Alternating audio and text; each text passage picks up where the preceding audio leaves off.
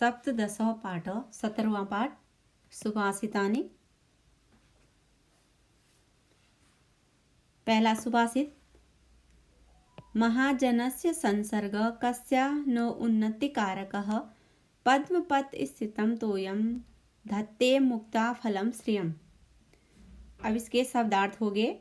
महाजनस्य अर्थात महान व्यक्ति का, संसर्ग अर्थात संपर्क, कस्य मने किसका या किसकी, नोन्नति, न का अर्थ नहीं, उन्नति, उन्नति मने उन्नति हो गया। पद्म पत्र स्थितम, पद्म पत्र अर्थात कमल का पत्ता, स्थित मने उसमें रहता है, तोयम जल, धत्ते धारण करता है, मुक्ता फल श्रियम मोती की शोभा को। अब इसका अर्थ हो गया कि महापुरुषों का संसर्ग अर्थात संपर्क किसके लिए, कस्य न उन्नति कारक, किसके लिए लाभकारी नहीं होता है, सभी के लिए वह लाभकारी होता है। ठीक उसी प्रकार जिस प्रकार कमल के पत्ते पर तोयम धत्ते, कमल के पत्ते पर स्थित जो जल होता है वह मोती के समान शोभा को प्राप्त करता है, क्योंकि उसको अच्छे व्यक्ति का संपर्क मिल जाता है, इसलिए वह पानी भी मोती के आकार में सुशोभित होता है। अब है दूसरा सुभाषित। धन धान्य प्रयोगेषु विद्याया संग्रहेषु च आहारे व्यवहारे च त्यक्त लज्जा सुखी भवेत्। धन धान्य प्रयोगेषु अर्थात धन धान्य के प्रयोग में, संग्रहेषु संग्रह करने में, उसको एकत्र करने में, आहारे अर्थात भोजन में, व्यवहारे जो हमारा व्यवहार होता है उसमें, त्यक्त मने छोड़ देता है, लज्ज संकोच, सुखी भवेत सुखी होता है। अब अर्थ हो गया धन धान्य के प्रयोग में और विद्या के संग्रह में तथा आहार अर्थात भोजन में और व्यवहार में जो व्यक्ति लज्जा या संकोच नहीं करता है वह सुखी रहता है, क्योंकि उसको लज्जा छोड़ने पर ही ये सारी चीज़ें प्राप्त हो सकती हैं, इसलिए वह हमेशा सुखी रहता है। तीसरा सुभाषित। एकेनापि सुविरिक्षेण पुष्पितेन सुगंधिना वासितं तद्वनं सर्वं सुपुत्रेण कुलं यथा। वासितम अर्थात सुगंधित हो गया, सुपुत्रेण सुपुत्र जिसको कहते हैं अच्छा पुत्र, कुलम माने कुल हो गया, यथा जैसे। अब अर्थ हो गया इसका जैसे एकेनापि सुविरिक्षेण, जिस प्रकार एक अच्छे वृक्ष से, सुवृक्षेण एक अच्छे वृक्ष से, सु मने अच्छा हो गया, वृक्ष मने वृक्ष हो गया, एक अच्छे वृक्ष से वन पुष्पित और सुगंधित होता रहता है, उसी प्रकार एक ये नापी जो एक सुपुत्र होता है, कुलम तथा तद्वनम वासितम एक सुपुत्र से कुल सुशोभित होता है। जिस प्रकार एक सुपुत्र से कुल सुशोभित होता है, उसी प्रकार एक अच्छे वृक्ष से वन भी पुष्पित और सुगंधित होता है। ठीक उसी प्रकार जिस प्रकार अच्छे वृक्ष से जो जंगल है वह पुष्पित, क्योंकि वह फूल भी देता है और वन को सुगंधित भी करता है, दोनों चीजें करता है, उसी प्रकार जो अच्छा पुत्र होता है, सुपुत्रेण, वह अपने कुल की शोभा बढ़ाता है। चौथा सुभाषित हो गया।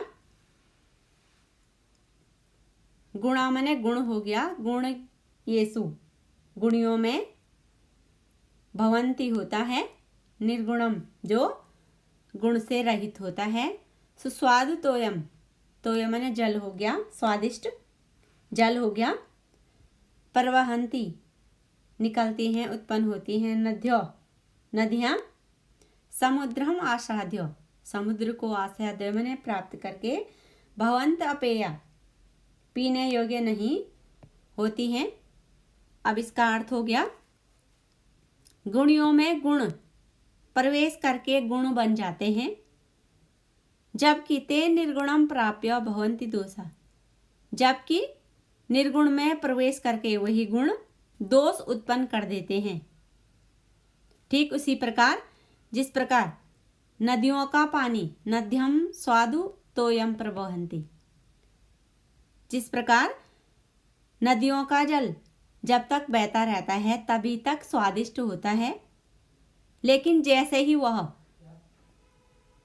समुद्रम आसाद्य, समुद्र को प्राप्त करता है, जब वही जल समुद्र में चला जाता है तो वह अपेय हो जाता है, अर्थात खारा हो जाता है, वह पीने योग्य नहीं रहता है, इसलिए वह निर्गुणता को प्राप्त कर देता है। ठीक उसी प्रकार जब तक गुणियों में गुण रहते हैं तो वे गुण बने रहते हैं, लेकिन ठीक वही गुण निर्गुण को प्राप्त करके दोष में परिवर्तित हो जाते हैं। ठीक उसी प्रकार जिस प्रकार नदियों का पानी तब तक स्वादिष्ट रहता है जब तक वह बहता रहता है, लेकिन समुद्र को प्राप्त करके वह खारा अर्थात अपेय हो जाता है, उसमें नमक की मात्रा ज़्यादा हो जाती है।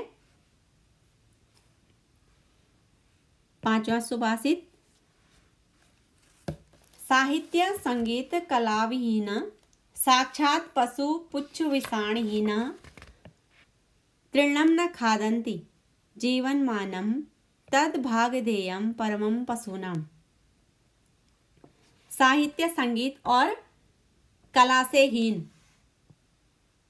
जिसमें ये गुण नहीं होते हैं, पुच्छ विषाणहीन, विषाणहीन अर्थात बिना सींग के, तृणम तिनका जो पशु खाते हैं, खादन्ति खाते हैं, जीवमाना अर्थात जिंदा रहता हुआ भी। अब अर्थ हो गया इसका कि साहित्य संगीत और कला से रहित मनुष्य पूंछ और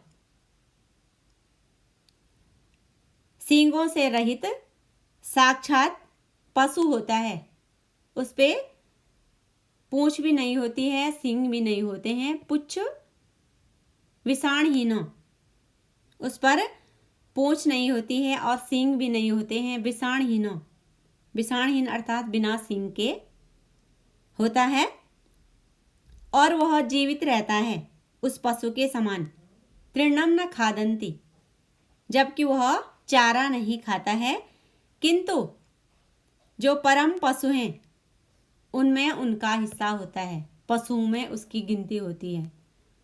किसी व्यक्ति की गिनती होती है जिसमें साहित्य नहीं है, संगीत नहीं है, और जो कला से रहित मनुष्य है जिसमें ये तीनों चीज़ों नहीं हैं, वह मनुष्य बिना पूंछ और सींगों से रहित साक्षात पशु के समान होता है, और वह जीवित तो रहता है, जीवन मानम, वह जीवित रहता है, यद्यपि वह चारा नहीं खाता है जैसे पशु खाते हैं, लेकिन फिर भी उसकी गिनती तद भाग देयम परम पशूनाम, उसकी गिनती पशुओं में होती है, क्योंकि उसके अंदर ये सारी चीज़ें नहीं हैं, केवल उन पशुओं के समान वह इस संसार में विचरण करता है, जबकि वह पशु नहीं है, उस पर पूंछ भी नहीं है, सींग भी नहीं है, और जीवित तो रहता है, लेकिन फिर भी चारा भी नहीं खाता है, जीवित रहकर भी वह पशुओं के समान जीवन बिताता है।